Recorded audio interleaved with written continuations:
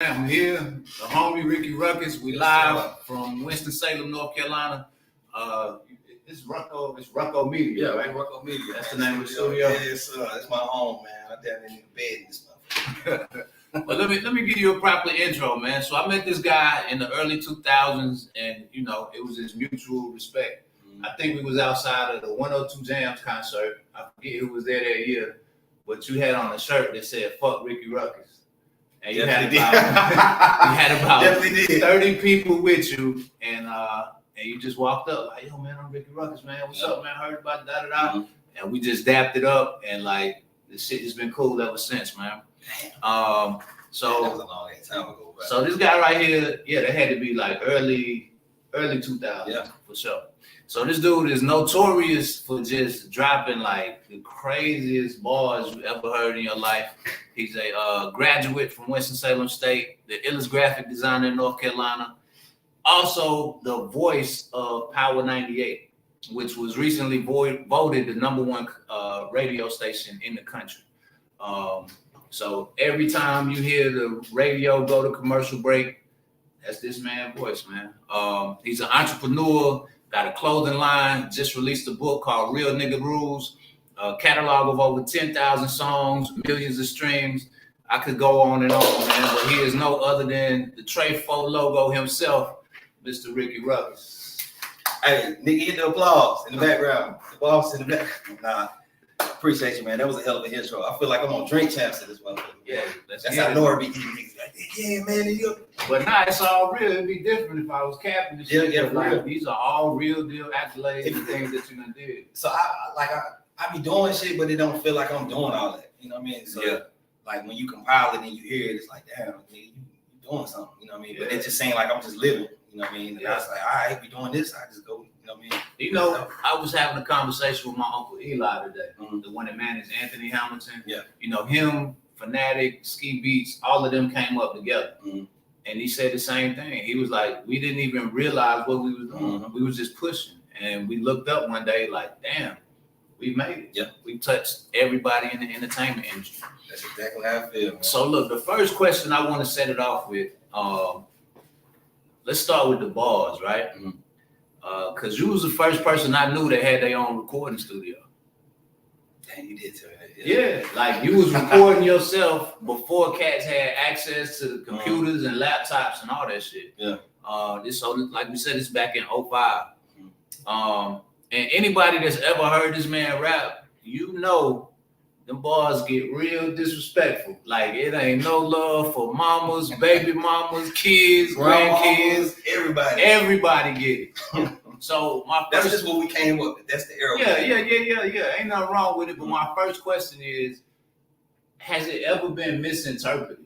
You know what I mean? Like, has anybody ever been like, damn, bro, why you do me like that? Or you know what I mean? Taking this shit personal. Yeah, like I don't know, like it kind of chilled out now, but early, like the 2000s, like every time I drop anything, bro, this nigga dissing me, and I'm not talking about you. No, it was like niggas were trying to connect themselves with me, and I would fall for it. Niggas say something, hey, you dissing me? Oh, now I'm dissing your ass, nigga. You know what I'm saying? And now we going back and forth, and they like, who is this guy? You know what I'm saying? And I give a nigga a name, and so now I chilled out. Nigga, you saying that shit. What? I couldn't wait for a nigga to say something. Yeah. That's just what we came. Like the class that we came from was just stand on the corner, battle rap. To get your name. If you can't battle this nigga right here, you're not a rapper. You wasn't even a rapper if you couldn't battle nobody. Yeah. Ain't nobody want to hear that snap pop shit till that shit started. You know what I mean? I think Laffy Taffy is what changed it. When Laffy Taffy broke, it started changing the game. It wasn't about the lyricism no more. It was just about emotion and energy. And that's when shit started to kind of shift. So you say you got a catalog of about 10,000 records. Yeah, it's probably more. I really want to count. Like I got hard drives on hard drives. You got more than 10,000 records. I probably got more. For real. Damn. And how many of these records would you say are like distributed through the DSPs, like Apple Music and Spotify and all that? Damn, that's a hard question, man. I'm gonna say at least about 500-600. 600. Something like that. So look, I'm gonna get in your pockets a little bit, man. So independent artist that's willing to grind, get out here, and creates his own catalog of about 500 to 600 songs, and it ain't even got to be going crazy. But what do you think this individual could generate just from having his own catalog of music? You can really generate a lot, man. Like you stay consistent, like so.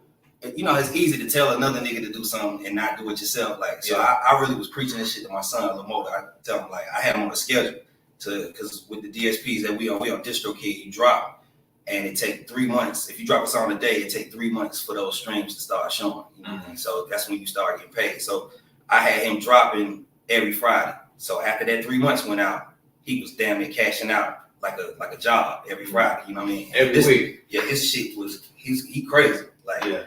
I sell more, but he stream more. You know what I'm saying? And we got both our shit on both our phones so we can see what's going on. But he drop a song and he getting thousands and thousands of plays in a day.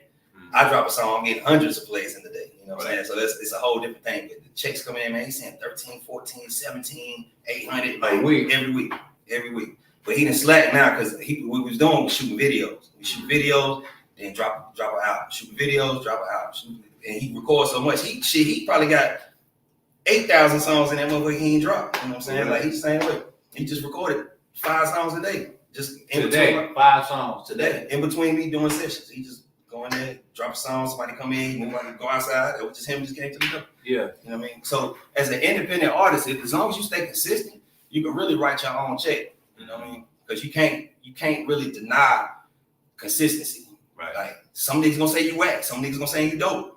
But can't nobody say nothing about being consistent. So if you just keep dropping, you can write your own check. So, Power 98. What does it mean to be the voice of a radio station?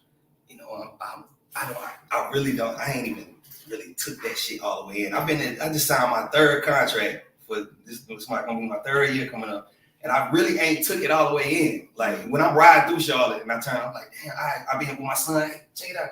Oh shit, that ain't on the radio. You know what I'm saying? But it ain't really sunk in that it's thousands and thousands of people hearing my voice every single day. Bro. Charlotte has about 800,000 people, and you definitely going beyond just Charlotte. Gastonia, Rock Hill, Concord. So probably 1 million a day, easily. So it ain't really. The problem with me is I really ain't. Like anything I do, I try to figure out how to hustle it to move it to the next thing. And I ain't figured this one out. Like I'm trying to figure out how to either spill to another market or, you know, spill to Disney voiceovers or whatever that is. I haven't figured out how to jug this to the next move. So I'm almost scared that it's gonna be over with, and I'm gonna look back like, damn, bro, I ain't got the joint no more. You know what I mean? Like, so I'm just trying to figure that out. And that's why I haven't sat back and said, damn, I got 1 million niggas listening to me every day. I ain't really did that because I'm trying to figure out, you know, how to, you know what I mean? And once I figure out, I can move. So I want people to be clear that's watching, that's listening. Like, he is the voice of the station. Anytime the radio station goes to commercial, it's going to be Ricky Ruckus talking, like, every time. I'm going to put you on the spot real quick, man. Give us a drop, man. Take us to commercial break real quick, man. Hey, yo. Nah, I don't even know. Let me see. I'm trying to figure out one. They send me so many drops, do so many drops. It's just, shit, I don't know. The home of hot new R&B and hip hop, I don't know. Power 98. I don't know. I just be reading shit. Man, you sounded way raw than that, bro. It's a lot. Tony Lawrence, what up, baby? Tony ain't one way. What's up, Tony? Yeah. So while you looking for that, what made you cut the dreads off, man? It was time. It was time. Shit was getting light. Like so. Hey, look. So in my life, I've been doing a lot of moving around. But you know, when I was married, I'm still married, but me and my wife went through a separation. So I want to get to that too. Okay. I want to get to that. All right. So before we get there, in that separation, I ain't had no lady. So my lady was twisting my hair the whole time. So once we split, I started getting my hair twisted, you know, once every 6-7 months. Like, so you know how that shit be. It'd be a long piece of hair and then the dread. And they trying to twist it back down. Yeah. I started looking crazy. I said they started popping off. Yeah, they pop well, and now I keep my hair braided too, so they pulling back. And they thin. Boy, I said, oh no, I won't be out here looking like Lil Wayne. So I said, hey, I was really trying. It was taking me a while. I wanted to bend to it. I wanted to do this shit when I was in LA. Yeah. And I just made it a thing that I was gonna do it in New Year's. And I was with this chick. We went to Cancun for New Year's. The night before, my homeboy opened up his barbershop, and he cut my hair at 11:45 at night. And I got on the flight at 6 a.m. And she was the first person to see me. I had hat on, I had a hood on. She didn't even know who I went up to the joint. We was in Cancun doing the passport joint. I'm standing there looking at her. Oh, your girl? No, it was another chick. Oh, okay. And she looking, and she was like, oh shit, I forgot you cut your hair off. I'm looking dead at her. She didn't even know who I was. Like that. So that's the reason. All right, so get into the relationship, right? Well, y'all some wild people, boy. Yeah. Yo, I don't know if y'all seen this page. I don't know if y'all seen the promo pic on this page, man. But Ruff and Renee Ruckus, they some wild individuals. Man, it's a dope situation, man. Nah, so what I want to ask you is, because I know there was one point in Atlanta where y'all had went through like a separation, right? And most people, their relationship don't have the fortitude to make it through a separation. So what occurred in that separation that brought y'all back together? And not only brought y'all back together, but it seemed like y'all having a time of y'all life. We are. So when we split, we really like, our only communication was really the kids. Like, we got 2 kids together. The only time we talked at all was about the kids. When that money coming, daycare dude, you ain't send the money, I'ma send it. Nah, man, fuck you. Click. We don't talk for 2 weeks. When you send the money, that's all it was. And my cousin set this trip up to go to Hilton Head. Yeah. And I paid my money for the part of the Airbnb, everybody, the whole family. She hit me, was like, my cousin, so Renee's going too. Man, get my damn money back, dog. I'm not going down here to argue with this girl, bro. You know what I'm saying? Yeah. She's like, no, come on, bro. I said, we get down there, we ain't talk the whole time. We walk past each other. You know what I'm saying? Walk past. Niggas got drunk. We had a damn water gun fight in there, squirting. I'm coming straight forward, squirting up. And we just got drunk. We drank like 2 bottles of Crown that night. Got stupid wasted. And went on the balcony and was arguing like a motherfucker. For real. We let it all out. Everything she had to say to me, everything I had to say to her. The neighbors called the police. We had the Airbnb, nice ass Airbnb, Hilton Head. If you ever been to Hilton Head, it's some rich ass golf shit. Yeah. They called the police. We got them tipped off. We got in the car, kept arguing, pulled at the gas station, argued some more, fell asleep in the car, woke up, argued some more. Fell asleep in the car. We fell asleep in the car in front of a Circle K, arguing. That's how much, like, we had to get it out. We had, because we hadn't talked. This is what brought y'all relationship back together. Yep. And then, like, after that, I think we played hide and go seek in the dark in the house with it. Like, we just had fun. And then after that, we just started kicking. That's hard, man. I was really, Zay Timber, what up? I was really excited, bro, when I heard y'all got back together, man. It was no plan. Yeah, no plan. This family is everything. For real. Yeah. Like just the thought of another nigga waking up with my kids, taking them to school, and football practice, that shit used to burn. Like, oh man, that shit used to burn. So now that I get to do that shit, man, like, I wouldn't change it for the world, bro. Yeah.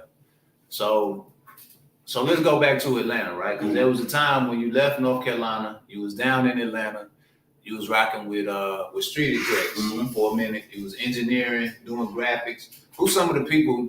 We ain't even touched on the graphic part of Ricky Ruckus. Oh, yeah. But who was some of the people that you had done graphics for, engineered sessions for? Let's get into that a little bit. Yeah, man, I did so much. Like, 2 Chainz, Bankroll, Dolph, Cat One. Gucci. You had a record with Gucci. Yeah. I had a record with Gucci.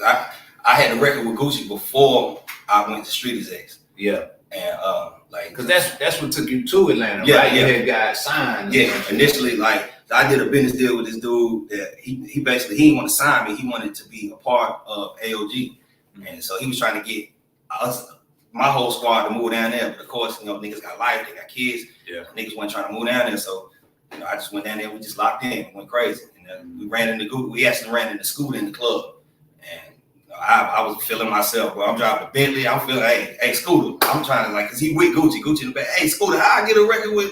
Hey, yeah, we can go to the studio tonight. Boy, come on. So you skipped right over young Scooter and was like, man, what's up with Gucci? No, I went to school. Like, so I learned like being around. Like, you go, if I went to Gucci, he gonna he gonna hit me with the. But you gotta catch the nigga beside. You know what I'm saying? So I went to school. That's a key element right there. Oh yeah. Because I tell people all the time, like, people are always trying to get to the person at the top, right? Mm-hmm. But the person at the top got an assistant that really control every move they make. Everything. So, you can't overlook people just because they position or they role. Mm-hmm. It might be the person that worked the door that put you in touch with the person you need to be in touch with. Yep. That's a key element. Go ahead and finish what you were saying. So I hit school. He was like, we get there tonight, but we ended up not getting there that night. And this was the night he dropped a video dissing Cheesy. Like he was in the jump. If you look at it, I got a video. Yeah, you had a video with Gucci Mane going crazy. He had the same outfit on because he had just shot the video. Like we watched the video for the first time in the jump, and then he dropped it. The shit, Cheesy, dissing Cheesy. We were sitting in the. Which record was it? It was called the. I can't mold it though. He just told me, he was like, man, you gotta post that on your page, man. You was with Gucci when he dropped the truth or something like that. I think that's what it was. The truth. It might have been the truth. Yeah. I'm trying to post this on my page, man. I ain't on my phone, man. I'm trying to keep this done. Nah, it's all good. What? Oh, go ahead. What I was gonna say? Oh, the people that I ran into so many people, like oh man, it's so like Street Execs is a hub for niggas that's trying to, make it. Like a lot of niggas like the Throat Babies nigga. Whoa. That's his song. Oh, okay. His name BRS Cash. Yeah. But he was just a nigga around the studio, just around there, just trying to fit in. Him and Blase used to sneak into their rooms and record while ain't nobody in there. Yeah. And that nigga popped the hell off. Like I met B Simone in there.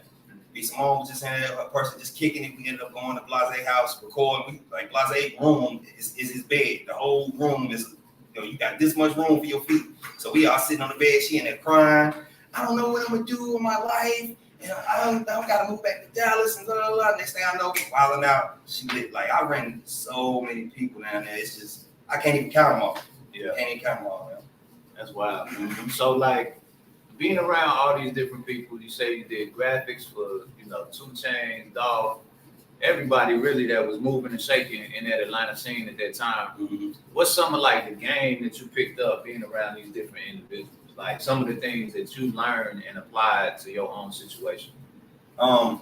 So first I learned, before I got to Street Execs, just being around people like the Gucci situation, I was around Future a lot before he really popped off. He had like Turn Out the Lights. We was in the studio. Like we spent Thanksgiving in the studio with Future and his family, and like 2012 or something like that. Yeah. Like, but being out at first, I was quiet, man. I'm just like, I'm not a quiet person, but I'm like, man, I don't need to be in here, blah blah. So I didn't make no contacts with these people. You know what I'm saying? Like I'm just around. I'm letting the people that's with me talk, and then Once our situation dissolved, now I have no contacts. Mm-hmm. You know what I'm saying? And then being in Street Execs, I was kind of slighted, but then I started working my move. But then, like, one time I had to walk into the bathroom. I'm not finna be telling this nigga about no damn music.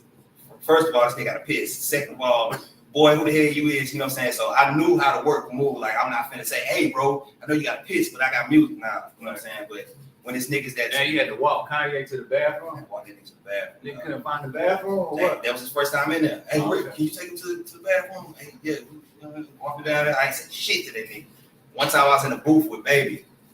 VIP booth in front of the club. Baby who? Oh, because there's a lot of... You got Dumb Baby, Lil Baby, Baby from Cash Money. The original Baby, Cash Money Baby. Okay. Like Lil Wayne. Ballhead Baby. Yeah, Ballhead Baby. So the booth next to us is Wayne and like a million niggas. And then it's an empty booth, and then it's a booth with just Baby. And I'm in here, and I don't feel like, well, hold on, time out. Let me tell you this whole story. So all right. We went. It's about to get good. Yeah, anytime Rick say, let me tell you this story, it's a funny about to story. get good. So we going to a Lil Wayne show, and we in the car. We got this nigga with us that be in the studio. He's just a nigga that be hanging around. Yeah. He kind of remind me of Jeff, and that's why I was like, Man, get your ass. So we in the car. This nigga like, man, I know Wayne. As soon as he see us, we in there. We pulling up like, man, get your ass. So we pulling up. It's at the amphitheater, so it's outside. It's mad cars everywhere. We pull up. We mad late. He like, it's all good. If we see Wayne, we in there. I'm like, man, get your ass and let's try to get in this show. So niggas pulling up like, damn, we just gonna go to the after party. So we pull up at the after party. We're pulling up, and maybe 10 cars is Wayne tour bus. Yeah. We get out the car. We walking out the jump. That go Wayne tour bus. I told you we in there. Man, come on here, dog. So we walk to the jump. Wayne comes around the bus. Yo! Runs and get this nigga a hug in the middle of the street. Told y'all I knew Wayne. Come on. Me, him, Wayne, baby. The other nigga I was with, and like 2 bitches walking the club. Dang. Just like, who the fuck? How did this nigga see this nigga from that far? 10 cars away? So we walk in the jump. Everybody, of course, go to Wayne booth. Baby ain't with that shit. He go to the north side.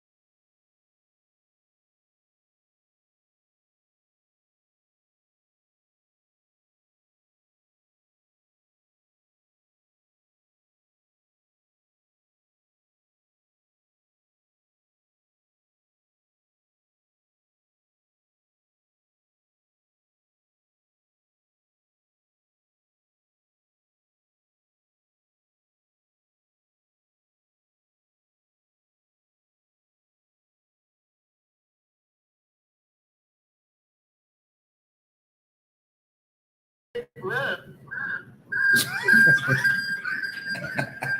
we gone. I'm about to hang up. Let me back.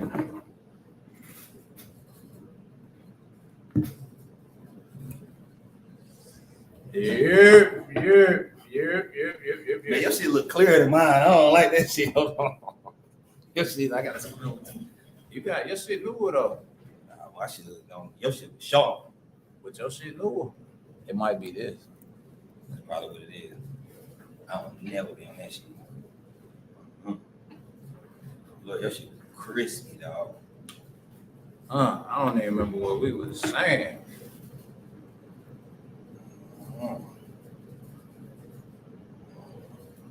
Take 30 hit me like, what the fuck? Oh, we back. We good. We good to go. Yeah. All right. So what's the story you was telling? You was telling the story about seeing Baby and Wayne. Oh yeah, and getting in the club with him, and I got one for you after that. So I don't want to stand with everybody else, so I go stand with Baby. I'm standing there. Man, I ain't say a word to this man. I stood in the booth with just me and him for 2 hours. I didn't say a word. I didn't take a picture. I didn't want to pull my phone out and be like, boy, this nigga don't even belong here. You know what I'm saying? I didn't want to say, hey, yo, I rap. Nigga, get your ass out my face. We in the club. I can't even hear you. You know what I'm saying? So I ain't even really say nothing. 2 hours standing beside this nigga.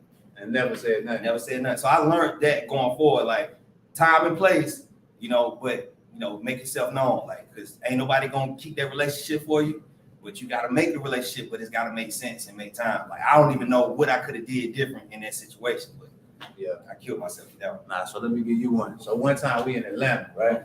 We in Atlanta. I just got the deal, young, 2021, signed with Elektra. What happened? We in the club in Atlanta. I forget the name of the club. Jermaine Dupri is DJing. Ludacris is hosting. It's that era. Bone Crusher in the club. Everybody in the club. And my man Court Digger happens to be like he frat brothers with one of the Ludacris people and shit. So we in the booth with Ludacris. But we broke as hell. I'm talking about we ain't got a dollar to our name. And the drink that was popping at that time was Incredible Hope, Hennessy and Hypnotic, right? Yeah.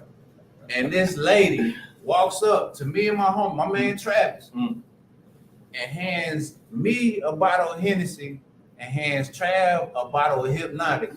And say, I was lit. And she said, will y'all pass this to Ludacris? Shit. You said, yeah. Of course we will. What that was about? Bitch, that was one of the best nights of my life, man. Prolific, we appreciate you, man. Hey, we apologize for the little pause, man. The computer went out on us. We had to, get the situation back rolling. But we still up in here, man. I appreciate everybody that stuck with us. You know how it goes, technical difficulties. And is this the same link? Is it the same link? Maybe not.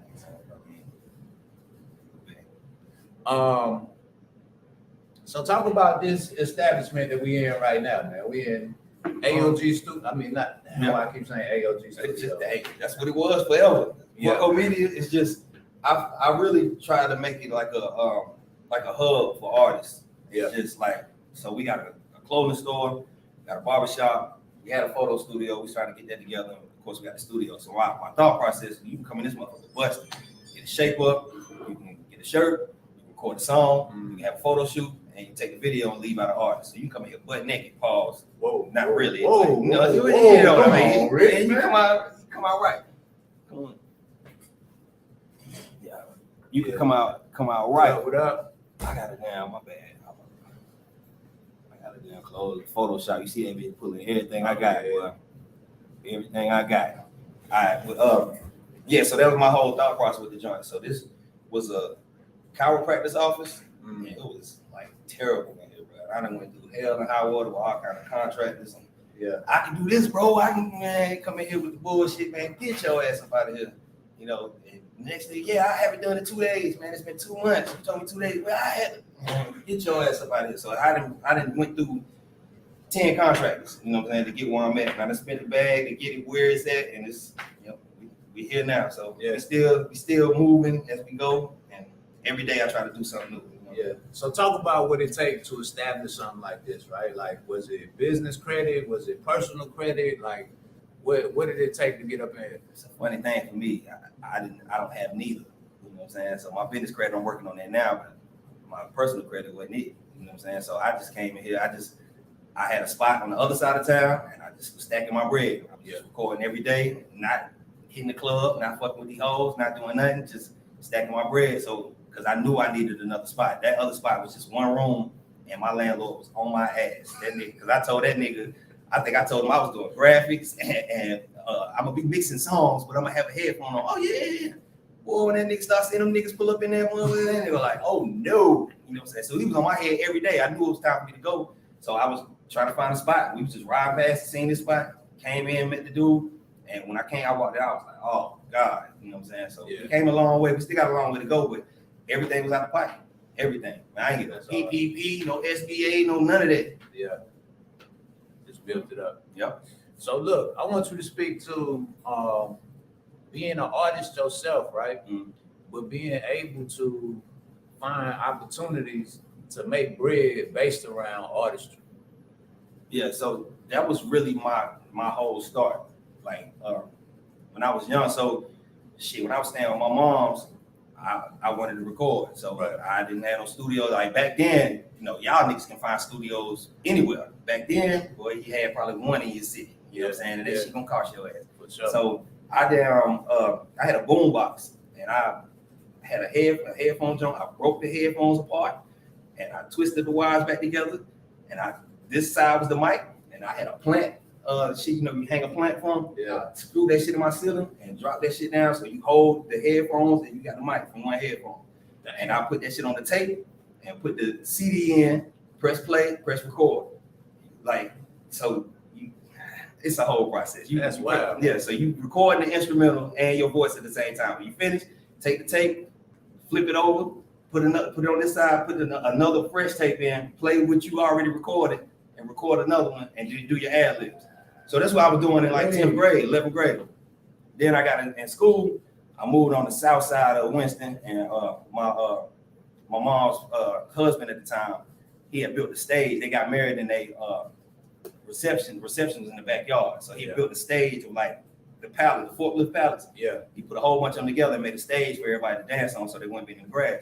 And it stayed out there for like 2-3 months. And I was like, damn, that shit like a flow, man. I need to build a building back here. He was like, yeah, if you get the wood, I'll build a building. Pause. Well, I'm like, all right.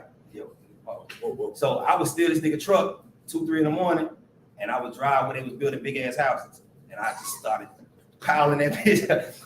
I'm saying, I started piling that bitch with wood. And I dropped that bitch off in the backyard. That shit sit there. Like, all right. That's the shed y'all used to have. Yeah, in the back. You know what I'm saying? We built that shit from the floor. The bottom of that shit was crate pallets, that like a grocery store crate pallets that we taped together basically and put them bitches together, and we built it up. I stole the carpet, I stole the siding, I stole the roofing, I stole the window, I stole the door, I stole the fucking. I ran the heavy duty extension cords through the ground. I dug a little trench myself, extension cord from the house to the joint. Now I got power. I ran a phone line. Niggas were having cell phones. So I got a long ass phone line. Ran that in the ground. Ran the cable wire in the ground. So I had cable. Only thing I have is heat. But I had a kerosene heater back in my hey, damn. And so that, like, doing that, I'm in there. I'm like, damn. Hold up. Let me make it clear. We're not telling you to go out there and steal. I ain't telling you to go steal. This man just giving us his story and his process and what started him off. And this is all. We're definitely not advocating that you go out there and steal from some rich ass community.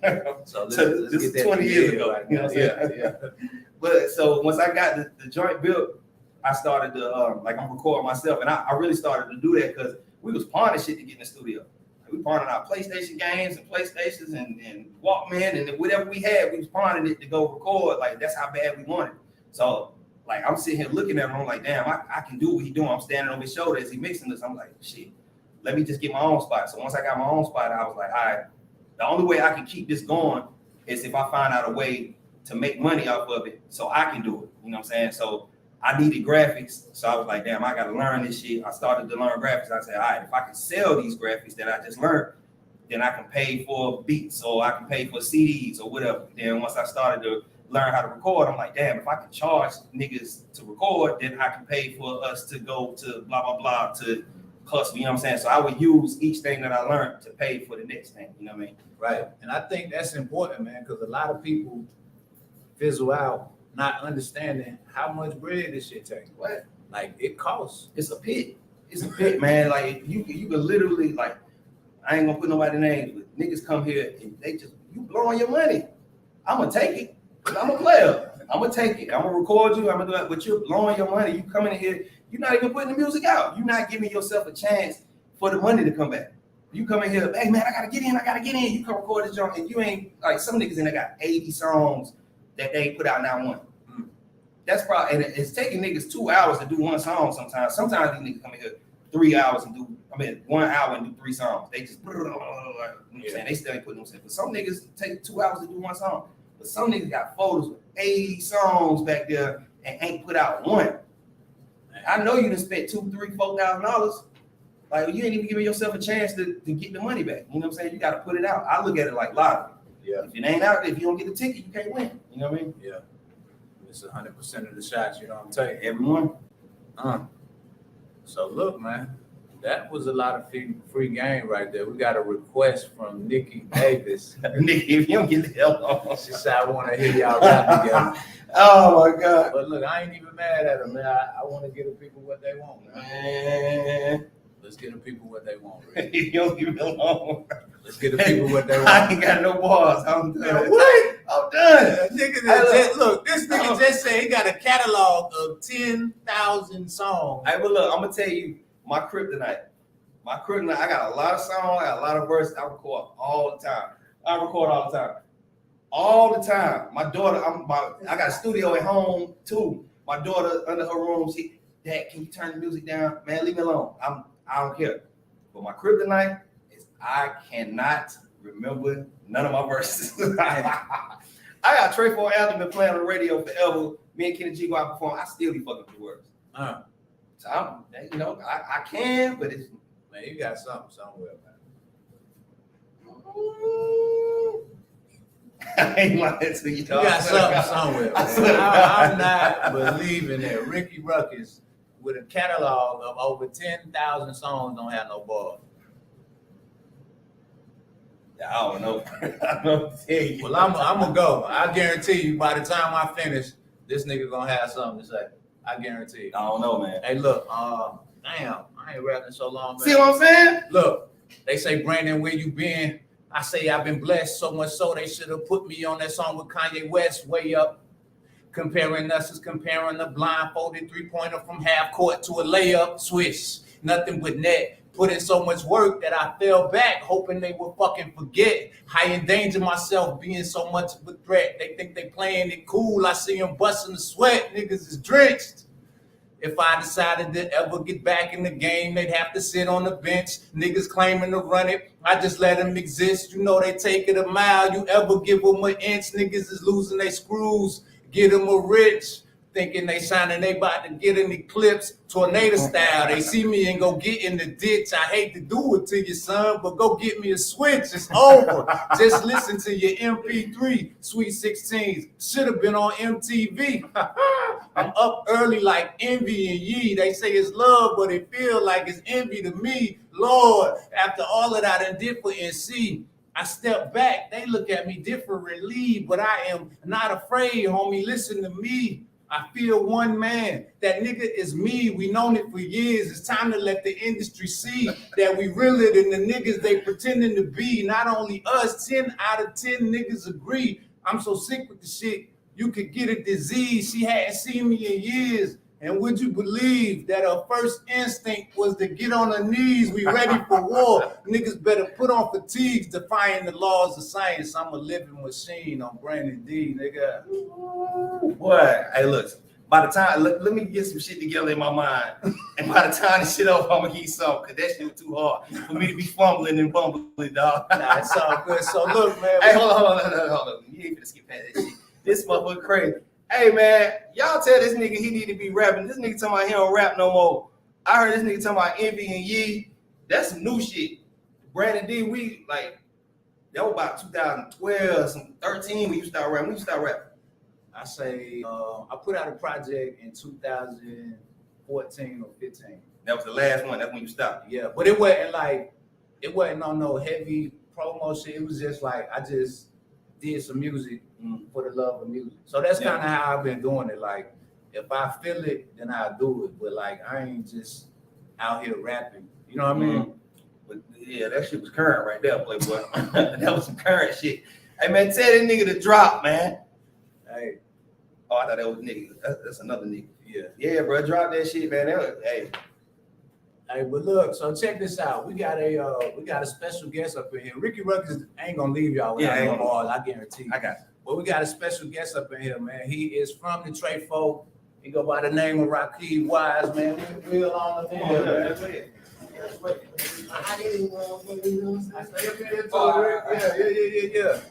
But this dude right here, man. This dude, like, his music is refreshing. You know what I mean? Like, he coming with some real shit. I advise anybody that's out here to go check this young man out. You will not be disappointed. But we just wanted to bring him in here, do some OG talk with some young nigga talk. You know what I mean? Young man coming up.